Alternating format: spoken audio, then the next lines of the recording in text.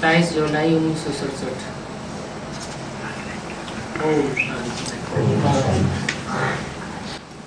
Record चला है, भोलेनाथ से निराला कोई और नहीं। मीठे मीठे बच्चे सब यह जानते हैं कि भोलानाथ किसको कहा जाता है।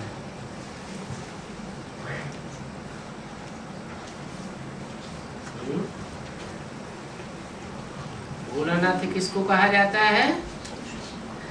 भोलों का जो नाथ है, स्वामी है। जो भोले नहीं है तो कैसे होंगे? भोले नहीं है तो कैसे होंगे? दूसरों को दुख देने वाले होंगे, तिकड़म करने वाले होंगे।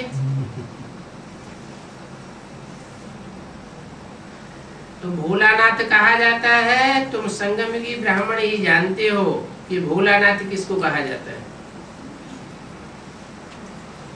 कलयुगी मनुष्य जो है वो रिंचक भी नहीं जानते कि भोलानाथ कौन है। ज्ञान का सागर भी एक ही बाप है। वही सत्य की आज में जंत का ज्ञान समझाते हैं।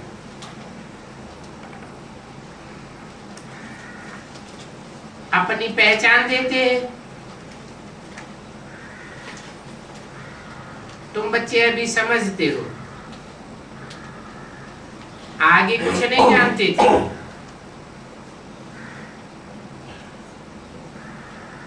क्या समझते हो अभी?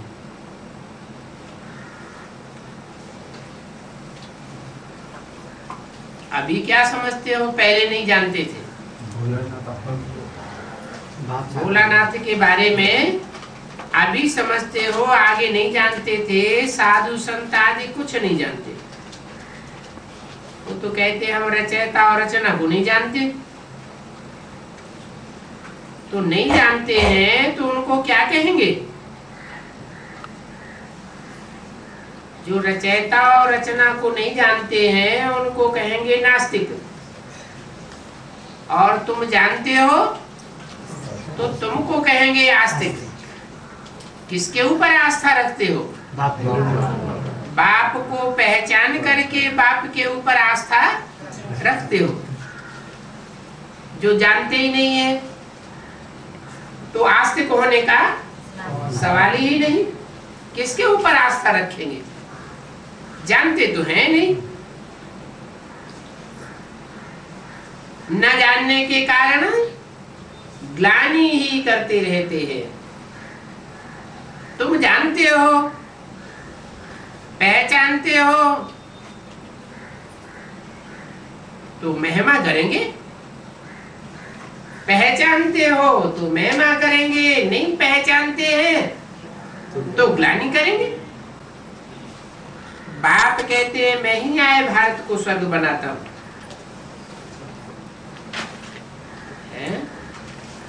भारत को स्वर्ग बनाने के लिए आता हूं। जिस मकसद से आता हूं वो मकसद पूरा करके जाता हूं या बीच में चला जाता हूं? जो नहीं जानते हैं वो क्या समझते हैं कि आता है। जैसे और धर्म पिताएं आते हैं, धर्म की अपने अपने धर्म की धारणाएं सुनाकर चले जाते हैं। ऐसे ही भगवान भी आता होगा, धर्म की धारणाएं सुनाकर चला जाता होगा ब्रह्मा के धर्म से। वो तथाकथित ब्राह्मण भी ऐसा ही समझते हैं। तुम जानते हो कि बाप जिस मकसद से आते हैं वो मकसद पूरा करके जाते हैं। बाप है ही सदा स्व स्थिति में रहने वाला। सदा शिव कहा जाता है।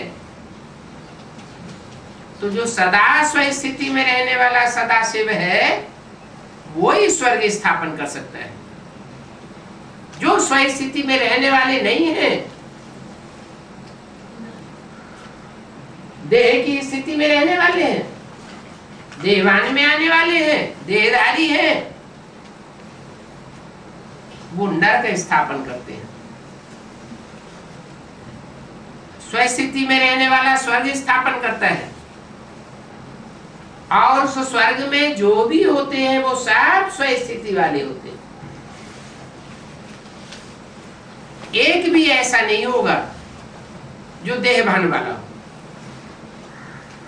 बेहद का वर्षा देता हूं,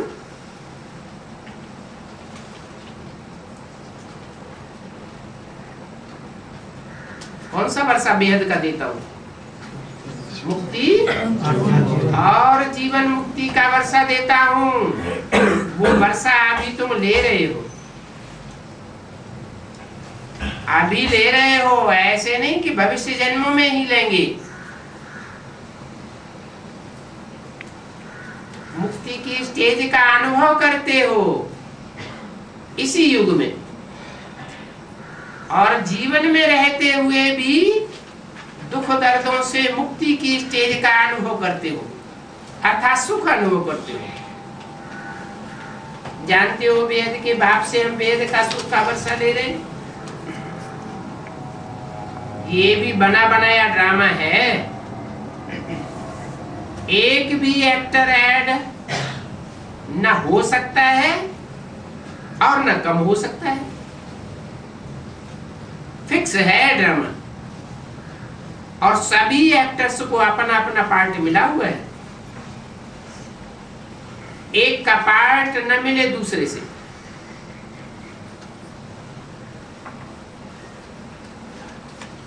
कोई कहते हम मोक्ष को पावेंगे, सदा के लिए इस जन्म की दुनिया से मुक्त हो जाएंगे। बाप कहते हैं मोक्ष कब हो ही नहीं सकता। ऐसा कैसे हो सकता कि आत्माएं मोक्ष को पा जावे, आत्माएं सदा काल के लिए मुक्त हो जावे और भगवान को बार बार इस सृष्टि पर आना पड़े? तो भगवान हमेशा के लिए बंधन में हो गया और आत्माएं सदा के लिए मुक्त हो गई। ऐसा कैसे हो सकता है? ये ड्रामा फिक्स है। जो जो जिस धर्म का है फिर उसी धर्म में जाने वाला है। क्रिश्चियंस आदि बौद्धी आदि इच्छा करें कि हम स्वर्ग में चले जाएंगे, परंतु जो अपने अपने धर्म के पक्के बौद्धी हैं, क्रिश्चियन हैं, वो कब स्वर्ग में आ नहीं सकते।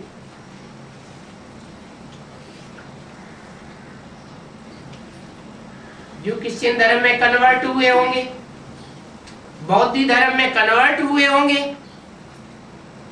माने पक्के बौद्धी नहीं है, वो आ सकते हैं, स्वर्ग में आवेंगे, परंतु स्वर्ग का पक्का वर्षा पा नहीं सकते। क्यों नहीं पा सकते? क्योंकि उनको अनेक जन्मों का उन धर्मों का संग का रंग लगा हुआ है। तो जब बाप आते हैं, असली परिचय देते हैं, तो उनकी बुद्धि तिरक जाती है, पक्का विश्वास नहीं बैठता।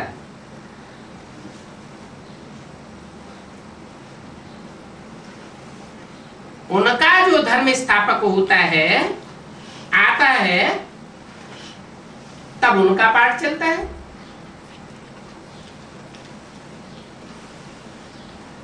जो कन्वर्ट होने वाले हैं,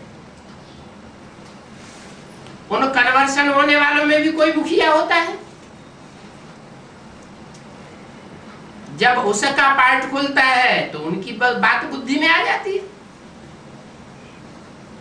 ये बातें तुम बच्चों की बुद्धि में है। सारी दुनिया के मनुष्य मात्र इस समय नास्तिक है। कैसे?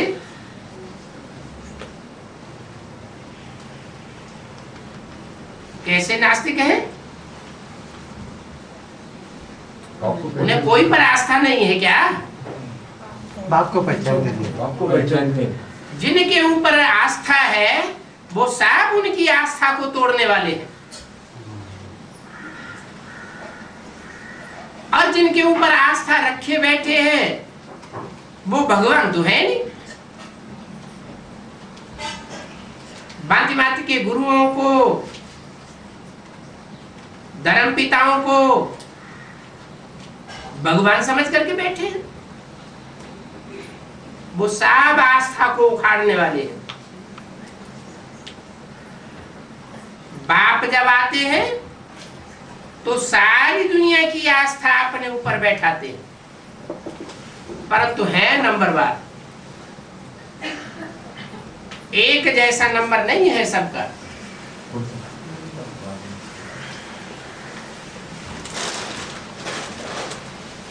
आस्थावान भी एक जैसे नहीं है।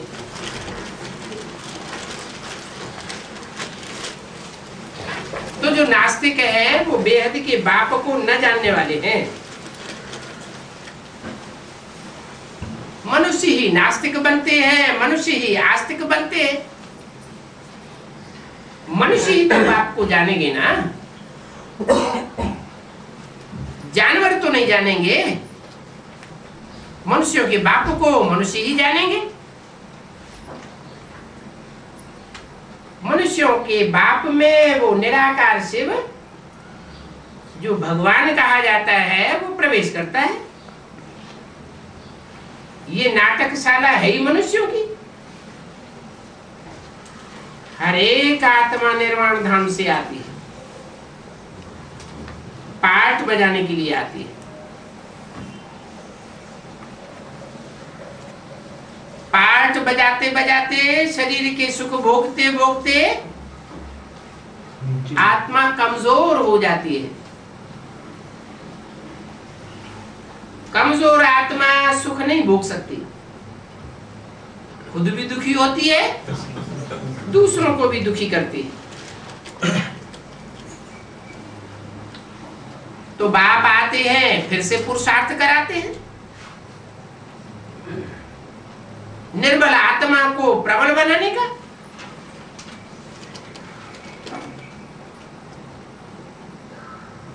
निर्वाण धाम में ले जाते हैं। पुरुषार्थ कराने के बाद कहते हैं बुद्ध निर्वाण गया। अरे बुद्ध वाणी से परे गया। वाणी आत्मा शरीर के द्वारा चलाती है कि शरीर के बिगड़ आत्मा चलाती है? शरीर के द्वारा आत्मा वाणी चलाती है। तो पार निर्वाण कैसे गया? कोई भी पार निर्वाण जा नहीं सकते जब तक बाप आकर के न बतावे कि तुम आत्मा हो। बुद्ध पार निर्वाण गया, परंतु उसका शरीर तो नहीं गया ना।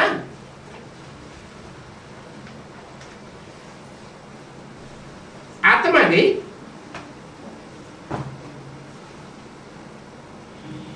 परंतु कहां गई? निर्वाण धाम में वापस जाती है क्या? निर्वाण धाम नहीं। शांति। कोई भी धर्म पिताएं, चाहे बुद्ध हो या कोई भी हो, जब इस सृष्टि पर आते हैं तो क्या वापस निर्वाण धाम जाते हैं? जा ही नहीं सकते। वो सब देहधारियों के संग के रंग में आते आते अपन को देह समझ बैठते हैं। निर्वाण धाम जाने का बात ही नहीं। बाप समझाते हैं कोई भी जाता नहीं है। नाटक नाटक से कोई भी निकल नहीं सकता। ये 5000 वर्ष का ड्रामा है। एक बार शुरू होता है तो सब एक्टर्स को आना ही पड़ता है। सब आकर के इकट्ठे होते हैं, फिर सब इकट्ठे वापस जाते हैं। कोई भी बीच में मोक्ष नहीं पा सकता।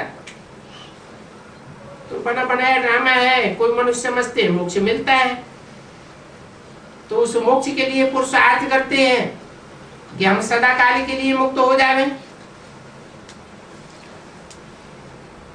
जैसे जैनी लोग पुरुषार्थ करते रहते हैं, उनकी अपनी रस्म रिवाज है, उनका अपना गुरु है जिनकी बात मानते हैं। बाकी मोक्ष किसको नहीं मिल सकता, तुम जानते हो। हम सब इस ड्रामा में पार्टधारी है। हम कब आए फिर कैसे जावेंगे ये किसी को नहीं मालूम। परंतु जानवर तो ये बातें नहीं जानेंगे ना, मनुष्य ही जानेंगे। मनुष्य कहते हैं हम एक्टर्स हैं, पार्टधारी हैं। ये दुनिया कर्म क्षेत्र है। जिस कर्म क्षेत्र में आत्माएं रहती हैं,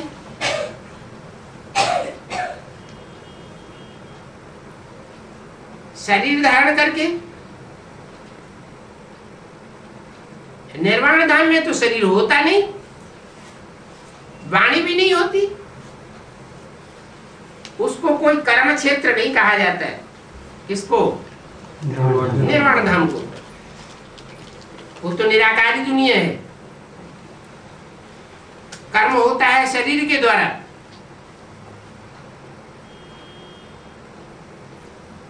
तो निर्वाण धाम में कोई खेल पाल आदि, एक्ट आदि नहीं है। उस निराकारी दुनिया से साकारी दुनिया में आते हैं। किस लिए आते हैं? पार्ट बजाने के लिए आते हैं। वही पार्ट फिर रिपीट होता रहता है। तो शाश्वत प्रलय कभी होती नहीं है। जो समझते हैं सदा काल की, इसलिए ये दुनिया लीन हो जाएगी,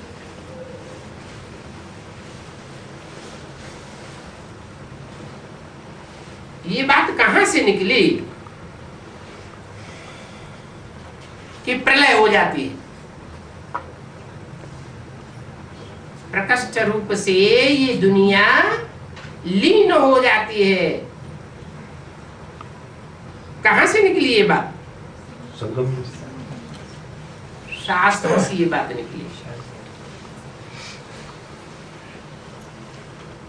दिखाते हैं महाभारत लड़ाई में यादव और कौरव मर गए, बाकी कुछ भी रहा नहीं। इससे समझते हैं कि प्रलय हो गई। परंतु ये सब बातें बैठ बनाई हैं। प्रलय कभी होती नहीं है। फिर दिखाते हैं समुद्र में पीपल के पत्ते पर एक बच्चा अंगूठा चूसते हुए आया।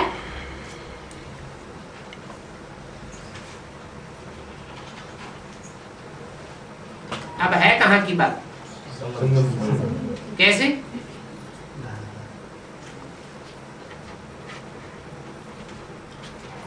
प्रजापिता मतलब प्रजापिता और जगदम्बा की जो आत्मा है वो पीपल का पत्ता है, और उसमें दादा लेखराज ब्रह्मा की सोल वो उसमें प्रवेश करके बीज रूप अवस्था में टिकती है। उससे भी शुरुआत की बात है, प्रलय दिखाई गई। तो बाद की बात हुई कि पीपल के पत्ते पर कोई बच्चा अंगूठा चूसता हुआ आया। पीपल का पत्ता है, कोई हिलने डुलने वाली आत्मा? इसी पीपल पात सरिस मन डोला, जिसका मन बहुत डुलायमान होता है। निश्चय अनिश्चय बुद्धि में आता है। सबसे जास्ती निश्चय अनिश्चय बुद्धि के चक्कर में कौन आता है? ब्रह्मा आता है। परंतु ब्रह्मा ने तो शरीर पहले ही छोड़ दिया। जगदम्बा ब्रह्मा ने शरीर छोड़ा,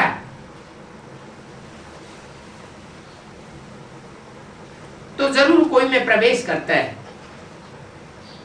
जिसके लिए मुरली में बोला है वास्तव में यह ब्रह्मा तुम्हारी जगदम्बा है, परंतु तन पुरुष का है, इसलिए इनके चार्ज में कन्या माताओं को कैसे रखा जाए। तो फिर हमारे आधे को निमित्त बनाई दिया। तो दाढ़ी मूछ वाला ब्रह्मा जगदम्बा कैसे होगा? दाढ़ी मूछ वाले ब्रह्मा की तो पूजा नहीं होती, जगदम्बा की तो पूजा होती है। तो वास्तव में ये दाढ़ी मूछ वाला ब्रह्मा जगदम्बा कैसे बना? शरीर छोड़ने के बाद जगदम्बा में प्रवेश कर रहे हैं। कोई चोले मात्र चोले में प्रवेश करता है। प्रवेश करता है तो जिस चोले में प्रवेश करता है वो पीपल के पत्ते की तरह है, जैसे एक डोलने वाली नवैया है, जिसके लिए बोला नैया डोलेगी हिलेगी डुलेगी लेकिन डूबेगी नहीं।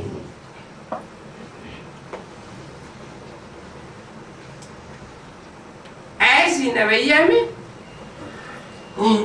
कृष्ण की आत्मा प्रवेश करती है। ज्ञान का गर्भ दिखाया गया है। संसार सागर है, पीपल के पत्ते की हल्की फुल्की नाव है, डोलायमान होने वाली, और बच्चा बड़े आराम से पड़ा हुआ है। ऐसे कहीं होता है कि अगाध सागर लहराए रहा हो और उसमें कोई छोटी सी डोंगी लेकर के निश्चिंत होकर के बैठा हुआ हो, तूफान आ रहे हो तो निश्चिंत होगा या चिंता होगी? है? चिंता होगी। लेकिन कृष्ण बच्चे के लिए दिखाते हैं शास्त्रों में कि वो आराम से पड़ा हुआ है। तो कौन सा कृष्ण बच्चा है? संगम की कृष्ण की बात है कि नैया कितनी भी डोलने वाली हल्की फुल्की है, विषय सागर कितना भी विषय विकारों से भरा हुआ है, सारे संसार को विषय विकारों में डुबोने वाला है, फिर भी वो निश्चिंत स्टेज में पड़ा हुआ है, ज्ञान गर्भ में। क्या करता है? अंगूठा चूसता है। भक्ति मार्ग में दिखाते हैं आत्मा का रूप अंगूठा मिसल। अंगूठा मिसल क्यों दिखाया है? आत्मिक स्थिति में रहना। क्योंकि शालिग्राम का जो रूप है वो भी अंगूठे मिसल है। शालिग्राम माने आत्मा। तो आत्मिक स्थिति की मनन चिंतन मंथन की स्थिति में आराम से रहता है। मनन चिंतन मंथन की स्थिति पर स्थायी स्टेज का अनुभव कराती है। जैसे फर्श की दुनिया वालों से कोई रिश्ता ही नहीं।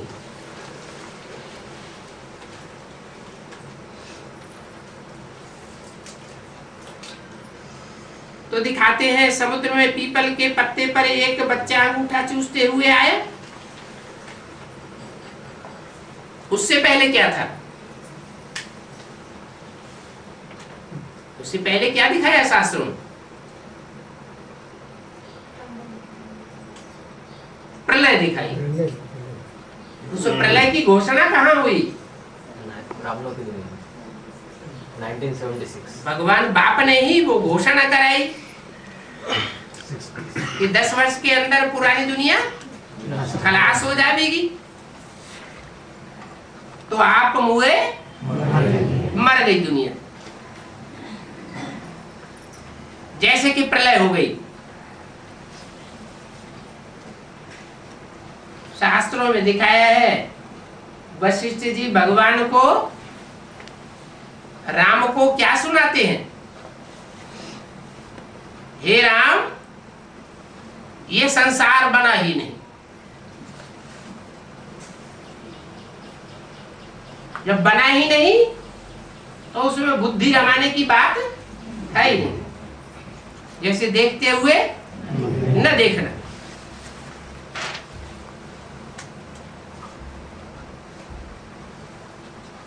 तो प्रलय दिखाई दी है।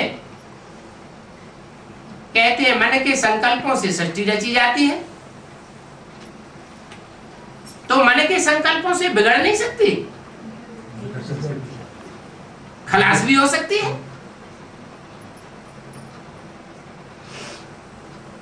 तो ये सब बातें बैठ बनाई हैं। अंगूठा चूसते हुए बच्चे से सृष्टि कैसे पैदा होगी? क्या जवाब हुआ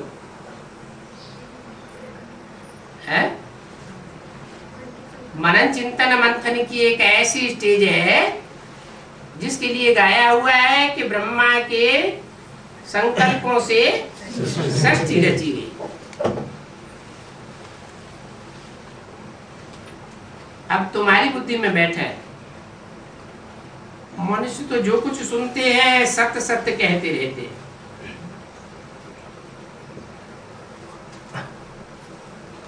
कहते हैं हनुमान हवा से पैदा हुआ। जो सुनेंगे सो कहेंगे सत्य। अब हवा से कैसे पैदा हुआ?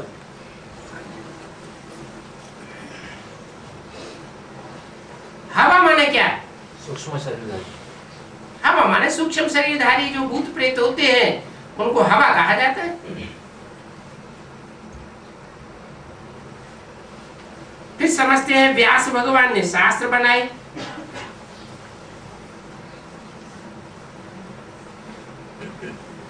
तो इतने शास्त्रों की रचना व्यास भगवान ने की, तो क्या सब शास्त्र झूठे हो सकते हैं? अभी तुम बच्चे जानते हो कि शास्त्रों में क्या है? क्या है? शास्त्रों में द्वापर के आदि में जब शास्त्र बनना शुरू हुए थे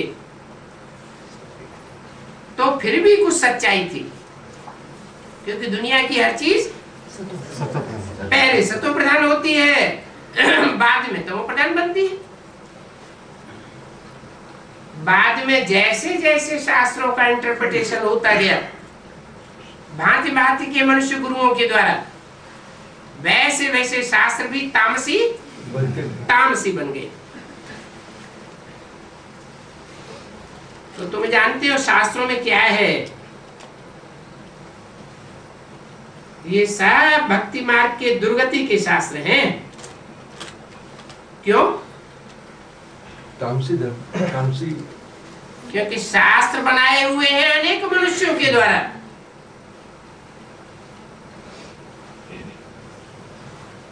भक्ति कहां से आती है? रावण के अनेक सिरों से। जो जिसने जैसा कहा बस उसके पीछे चल पड़े, मानने लगे। तो अनेक मत से आती है भक्ति और एक मत से आता है ज्ञान।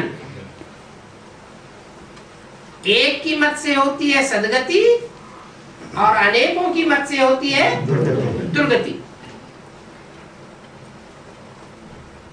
भक्तों को फल देने वाला भगवान तो बाप ही है। काहे का फल देते हैं? भक्ति का फल देते हैं। अंधश्रद्धा युक्त जन्म जन्मांतर जो भक्ति करते आए, उस भक्ति का फल भी भगवान ही आकर के देते हैं। क्या फल देते हैं? आकर के ज्ञान देते हैं। कोई मुक्ति में, कोई जीवन मुक्ति में चले जाएंगे। कौन मुक्ति में चले जाएंगे? कौन जीवन मुक्ति में चले जाएंगे? फल तो है एक, ज्ञान का फल। फिर कोई मुक्ति, कोई जीवन मुक्ति में क्यों जाते हैं?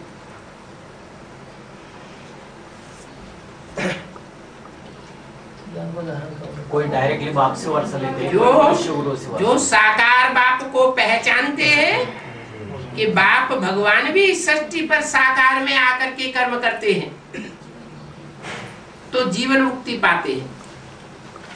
और जो निश्चयात्मक बुद्धि से अंत तक नहीं पहचान पाते, तो अंत मते सो गति, मुक्ति प्राप्त होती है, जीवन मुक्ति प्राप्त नहीं होती। हर एक पाठधारी आत्मा का जब पाठ आवेगा तो फिर आवेंगे, कोई मुक्ति में आवेंगे, कोई जीवन मुक्ति में आवेंगे। तो ये ड्रामा का राज सिवाय तुम बच्चों के और कोई नहीं जानता। कहते हैं हम रचयिता और रचना को नहीं जानते हैं। अरे तुम ड्रामा के एक्टर्स हो, और एक्टर्स हो करके ड्रामा की आदि मध्य अंत ड्यूरेशन को न जाने तो कैसा एक्टर कहेंगे? Idiot actor. पार्टधारी हो और अपने पार्ट को न जाने, जिनके साथ पार्ट बजाता है उनके पार्ट को न जाने,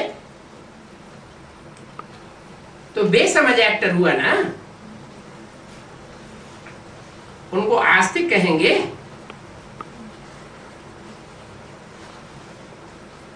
ड्रामा के डायरेक्टर के ऊपर उनको आस्था है? नहीं। आस्था नहीं है तो नहीं जानते, जरूर नास्तिक ठहरे।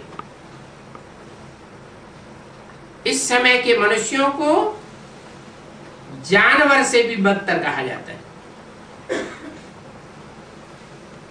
मनुष्य एक्टर होते हुए, समझते हुए कि हमारी आत्मा पार्ट बजाने आती है, फिर भी अगर ड्रामा के आदि मध्य अंत को न जाने तो जानवर से भी बदतर ठहरे, बिल्कुल ही पत्थर बुद्धि बन जाते हैं। फिर समझाने से भी नहीं समझते। इस समय भारत पत्थर बुद्धि है।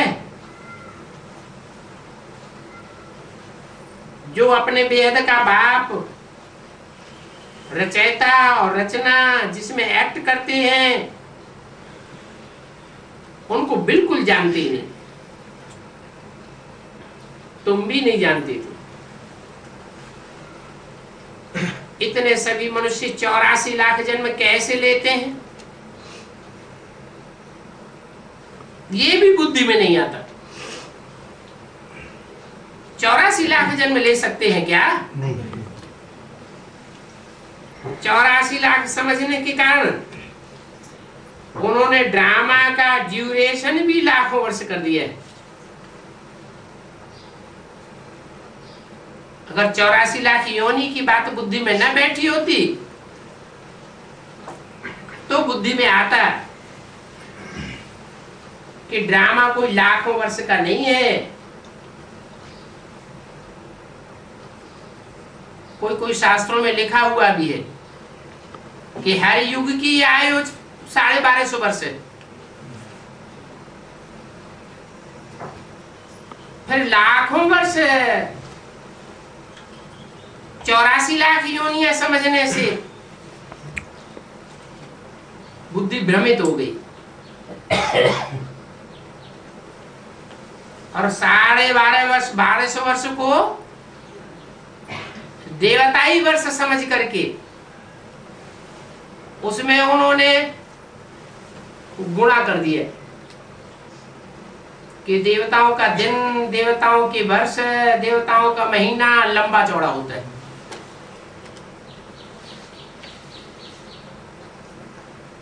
अभी तुम कहते हो बाबा हम आपसे हर कल्प आकर के मिलते हैं। 27-67 की वाणी का दूसरा पेज। 5000 वर्ष पहले भी आकर के आपसे मिले थे। मिलते हैं बेहद के बाप से बेहद का वर्षा लेने के लिए। यथा राजा रानी तथा प्रजा सब विश्व का मालिक बनते हैं। ये कैसे हो सकता है? मालिक एक होगा या अनेक होंगे? फिर यथा राजा रानी तथा प्रजा सब विश्व के मालिक कैसे समझेंगे अपने को? हाँ, वो पारिवारिक व्यवस्था ऐसी थी सात्विक स्टेज वाली कि सारी दुनिया को लक्ष्मी नारायण अपना क्या समझते थे? कुटुंब समझते थे। हमारा परिवार है, जो भी बच्चे हैं वो सब मेरे परिवार के बच्चे हैं। और बच्चे भी क्या समझते थे कि सारी दुनिया हमारी है। जैसे घर में परिवार में कोई बच्चा होता है, बाप की दुकान चलती है तो बच्चा क्या कहेगा? मेरी दुकान नहीं, मेरे बाप की दुकान है। नहीं, और हमारी बच्चे को भी अपनापन महसूस होता है। तो ऐसे अपनेपन की दुनिया थी जहां यथा राजा रानी तथा प्रजा सब ऐसी स्टेज वाले थे। सब के अंदर अपनत्व था। प्रजा भी कहेगी हम विश्व के मालिक। जब तुम विश्व के मालिक बनते हो तो उस समय किसका राज्य नहीं होता है? रावण का राज्य। और जो रावण के सिर हैं, चंद्रवंशी, इस्लाम वंशी, बौद्धी वंशी, क्रिश्चियन वंशी, उनका राज्य उनमें से किसी का राज्य नहीं होता। तुम सूर्यवंशियों का राज्य होता है और कोई का राज्य नहीं होता। माने और जो है वो डिग्रेड हो जाते हैं। उनके धर्म की धारणाएं 16 कला संपूर्ण डिग्री वाली नहीं है और तुम्हारी धारणा 16 कला संपूर्ण डिग्री वाली होती है। तुम्हारा सूर्यवंशी राज्य चलता है। तुम बच्चे सारी ड्रामा की आदि पर्यंत को जानते हो। जो आदि को नहीं जानते वो मध्य और अंत को भी पूरा नहीं जान सकते। तुम आदि को भी जानते हो, मध्य और अंत को भी जानते हो। मनुष्य भक्ति मार्ग में जिसकी पूजा करते हैं, पूजा तो करते हैं, लेकिन जिसकी पूजा करते हैं उनकी बायोग्राफी को नहीं जानते। जिनको माथा टेके, जिनकी पूजा करें, चिरौरी करें, मान मर्तबा दें, उनकी बायोग्राफी को तो जानना चाहिए कि हम इतना मान मर्तबा उनको क्यों देते हैं, क्यों उनकी पूजा करते हैं। बायोग्राफी को जानना चाहिए ना। एक भी मनुष्य नहीं है जो शिव की बायोग्राफी को जानता हो। या तो कहेंगे वो तो निराकार है। निराकार है, बिंदी है, तो उसकी बायोग्राफी काहे की? तुम बच्चे जानते हो, बाप की बायोग्राफी को तुम जान जाते हो। किसके द्वारा जानते हो? बाप के द्वारा बाप की बायोग्राफी को जान जाते हो। तुम बाप के बने हो ना, बाप की बायोग्राफी का पता है। वो बाप पतित पावन है, उसकी बायोग्राफी का मुख्य कर्तव्य क्या है? पतितों को पावन बनाने के लिए आता है। तुम जानते हो कि वो पतित पावन कैसे है? वो लिबरेटर है, गाइड है। तुमको कहते हैं पांडव। किसके बच्चे? पंडा के बच्चे हो। शास्त्रों में लिखा हुआ है कि पांडव पांडु के पुत्र थे।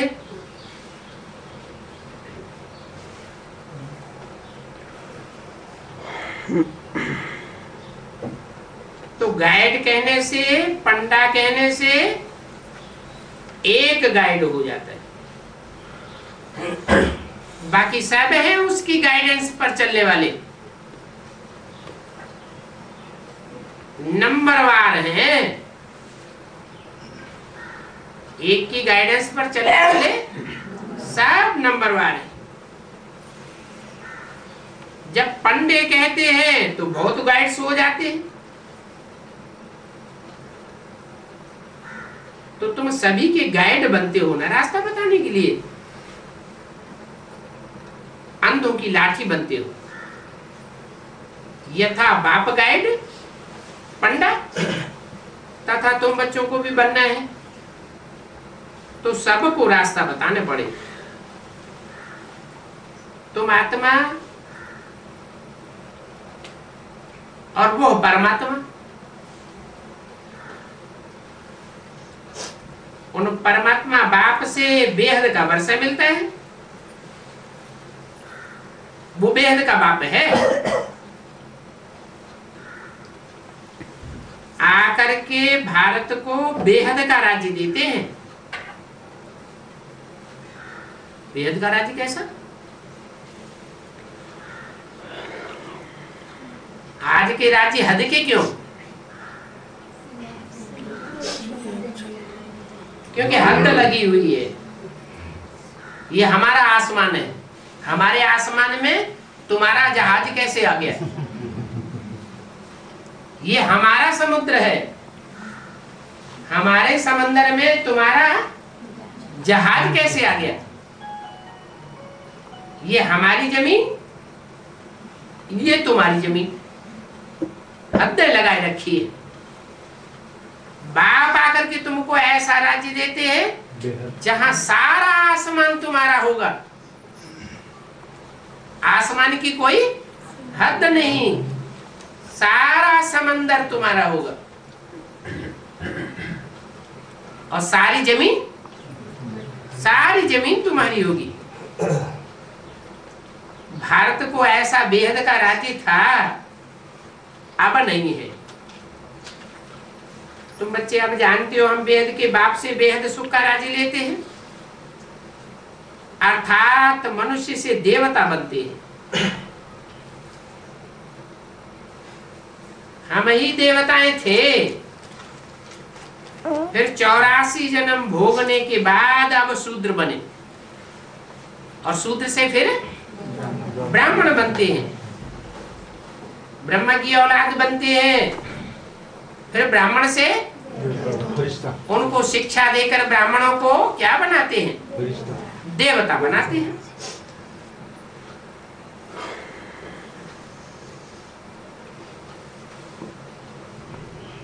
शूद्र को शूद्र बुद्धि कर्मजात कहा जाता है। इस समय सब मनुष्य मात्र शूद्र बुद्धि।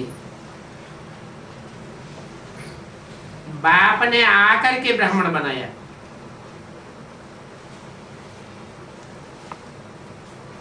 क्योंकि यज्ञ में ब्राह्मण जरूर चाहिए।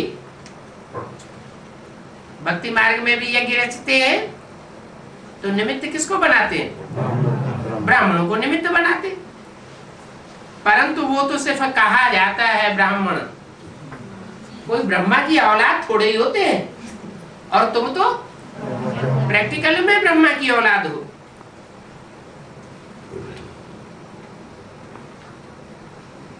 तो ये ज्ञान यज्ञ है। भारत में यज्ञ बहुत रचते हैं, विदेशों में यज्ञ नहीं रचते। क्यों? क्योंकि भारत में ही भगवान आकर के ज्ञान देते हैं, भारतवासियों को ही भक्ति का फल देते हैं। उसमें भी जो यज्ञ रचने वाले होते हैं उनमें खास आर्य समाजी बहुत यज्ञ रचते हैं। ये कहाँ किया गया? कैसे है? हाँ, बेसिक नॉलेज में भी देखा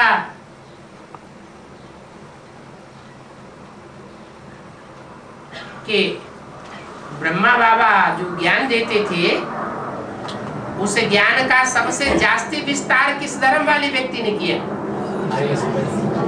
जगदीश भाई। जिसके द्वारा विस्तार हुआ वो पहले आर्य समाजी था। ज्ञान में आने के बाद ज्ञान की बातों का उसने बहुत विस्तार किया। जगदीश विस्तार जास्ती करेगा तो सार रह जाएगा। विस्तार में सार छिप जाता है। तो ये आर्य समाजी जो है, जो बहुत यज्ञ रचते हैं, इसका फाउंडेशन कहाँ पड़ता है? संगम युग में जब भगवान बाप आते हैं तो और धर्म वाले सार रूप में ज्ञान उठाते हैं फिर भी, लेकिन आर्य समाजी ज्ञान का बहुत विस्तार कर देते हैं। अब ये तो है रुद्र ज्ञान यज्ञ।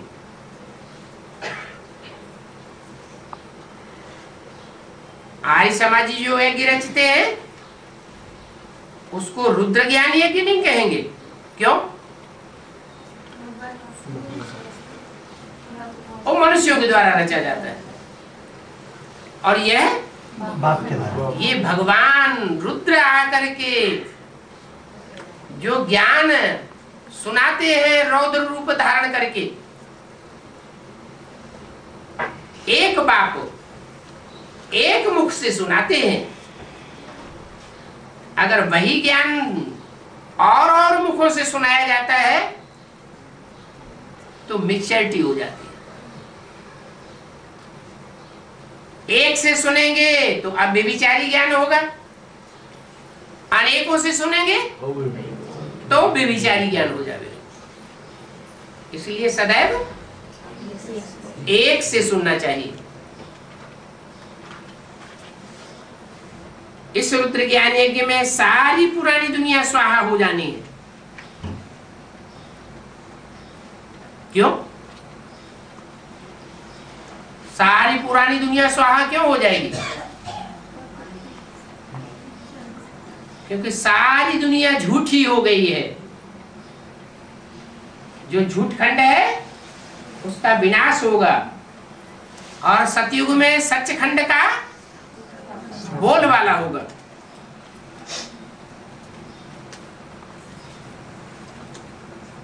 तो अभी बुद्धि से काम लेना पड़ता है। क्या क्या बुद्धि से काम लेना पड़ता है कि जो कुछ हम कानों से सुनते हैं, दुनिया में बातें तो बहुत सुनने को मिलती है ना, तो बातों में जाना चाहिए, या ये देखना चाहिए कि जो बात हमने सुनी वो एक से आई है या अनेकों की बातें हैं। कलयुग में तो बहुत मनुष्य हैं, इतनी सारी पुरानी दुनिया खलास हो जाएगी,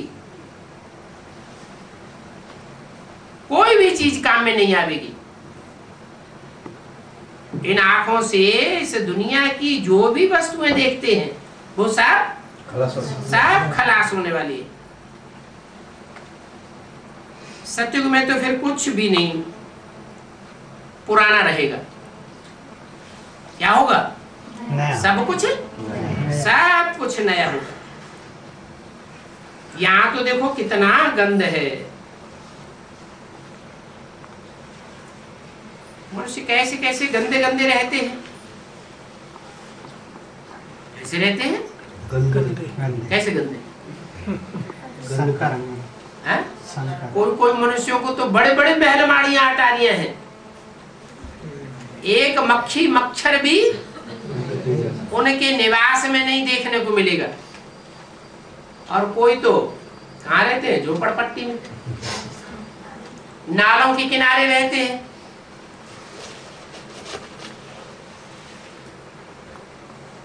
गरीब बेचारे कितने गंध में झोपड़ियों में पड़े।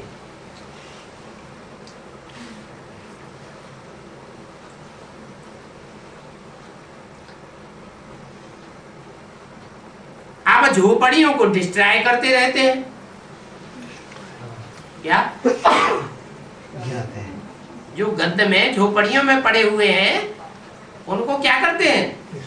उन झोपड़ियों को गिराते हैं। बर्बाद कर देते हैं, डिस्ट्रॉय कर देते हैं।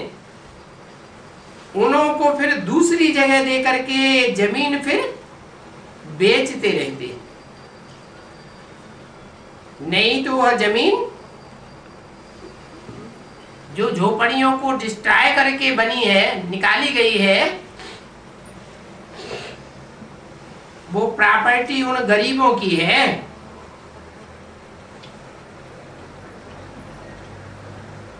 उसका पैसा उनको मिलना चाहिए। जो झोपड़ियों को डिस्ट्रॉय करके बड़ी बड़ी मल्टी मिलियनर्स बिल्डिंगें बनाते रहते हैं, मल्टी स्टोरी बनाते हैं, मिलता किसको है वो पैसा? अमीर लोग। वो अमीर लोग उसका पैसा खाते हैं, जिसके ऊपर वो बहुमंजिला इमारत खड़ी की जाती है।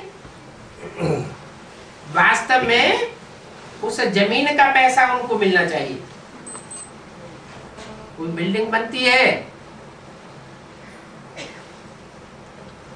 तो जमीन की आधी कीमत और बिल्डिंग की आधी कीमत, परंतु गरीबों को तो कुछ नहीं मिलता। उन गरीबों को मिले हिस्से अनुसार तो बेचारे साहूकार हो जाएं,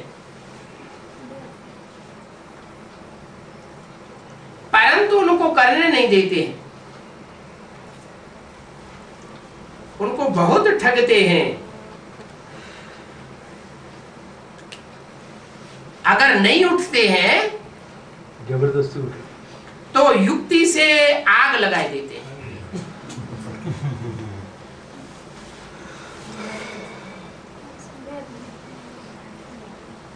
देखो, गवर्नमेंट सबको लूटती रहती है।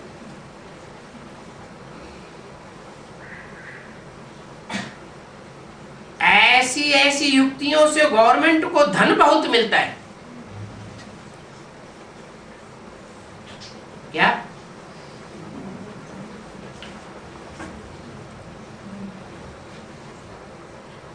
मनुष्य बेचारे बहुत दुखी हो जाते हैं। जो सुखी है वो भी स्थायी सुख नहीं। अगर सुख होता तो सन्यासी जिनको गुरु बनाते हैं वो क्यों कहेंगे ये कागविष्टा समान सुख है? वो कहते हैं नारी नरक का द्वार है। तुम्हारे पास उनकी चौपड़ी भी है। जो कहते हैं नारी नरक का द्वार है, वो है शंकराचार्य। क्या?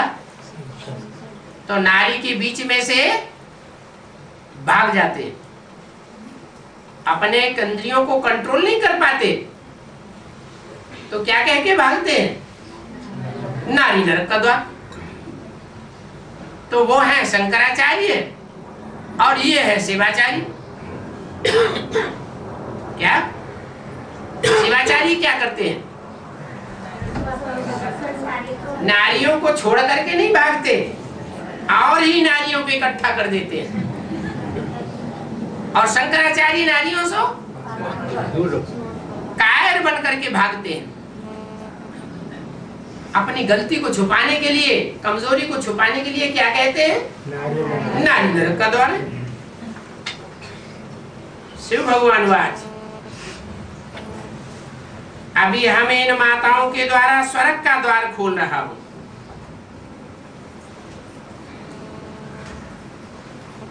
माताओं पर ज्ञान का कलश रखता हूं। क्यों? वो पवित्र है। माताओं के ऊपर क्यों रखता हूं? पिताओं ने क्या क्या खामी आ गई? पुरुष सब जोर जबरदस्ती करने वाले, अबलाओं को और ही अबला बनाने वाले दुर्योधन दुशासन।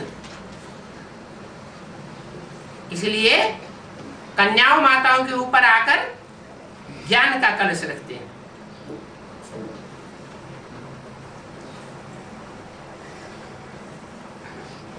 फिर वह ज्ञान के कलश में से ज्ञानामृत पिलाती है। परंतु तुम्हारा तो है प्रवृत्ति मार्ग, तुम कोई निवृत्ति मार्ग के नहीं हो। ऐसे नहीं कि कन्याओं माताओं अकेली को पवित्र बनाते हैं, नहीं, स्त्री और पुरुष दोनों को पवित्र बनाते हैं। तुम सच्चे सच्चे ब्राह्मण हो और वो झूठे। क्यों? बाप को पहचानते नहीं। कहलाते हैं ब्राह्मण, तो किसकी औलाद होना चाहिए? ब्रह्मा की औलाद होना चाहिए। परंतु उनका ब्रह्मा कहाँ है? तो कहेंगे सूक्ष्म वतन। तुम्हारा ब्रह्मा बाप सूक्ष्म वतन में, तो तुम कहां से आ गए? तुम भी जाओ भाई।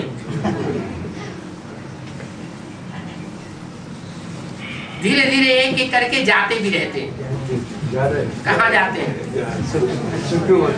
सूक्ष्म वतन में जाते रहते हैं। तुम सच्चे ब्राह्मण हो। क्यों? क्योंकि तुम ब्रह्मा बाप को अच्छी तरह जानते हो। वो है झूठे ब्राह्मण। वो हथियाला बांध काम शिक्षा पर बिठाते हैं, तुम ज्ञान शिक्षा पर बिठाते हो। तुम वह शादी बर्बादी का हथियाला तोड़ देते हो।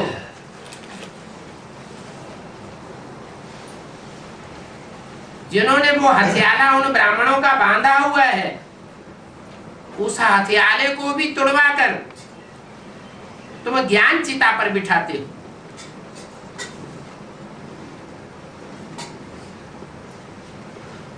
वो काम चिता पर बिठाते हैं हथियाला बांधकर, और तुम ज्ञान चिता पर बिठाते हो।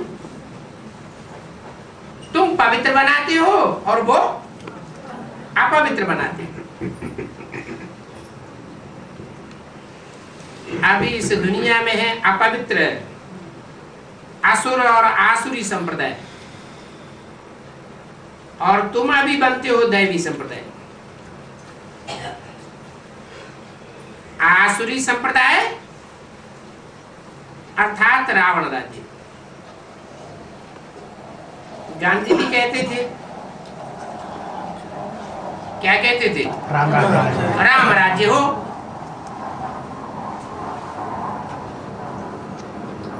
राम राज्य हो, इसका मतलब गांधी भी कौन से राज्य में थे? राक्षस राज्य में थे ना। परंतु अपन को राक्षस थोड़े ही मानते हैं। कहने वाले कहते हैं लेकिन अपन को राक्षस नहीं मानते। इसका मतलब क्या हुआ है? वो था हद का गांधी और यहाँ है बेहद का गांधी, जिसके लिए मुरली में बोला है कि गांधी मरा। जाकर के कोई साहूकार कांग्रेसी के यहाँ राजकोट में जन्म लिए। राजकोट माने राजाओं का किला। माना जो भी रुद्रमाला बनती है, माला माने संगठन, वो किसका किला है? वो राजाओं का किला है। उस राजाओं के किले में, राजाओं के किले माने राजकोट में गांधी ने जाके जन्म लिया। माने गांधी वाली आत्मा जो बेहद का गांधी है, वो राजाओं के किले में जो मुख्य राजा है उसमें बुद्ध रूपी पेट में प्रवेश कर जाती। कोई बड़े साहूकार कांग्रेसी के यहाँ जाकर जन्म लिया होगा। तो ये सब बेहद की बातें हैं जो बेहद का बाप समझाते हैं। अच्छा, ओम शांति।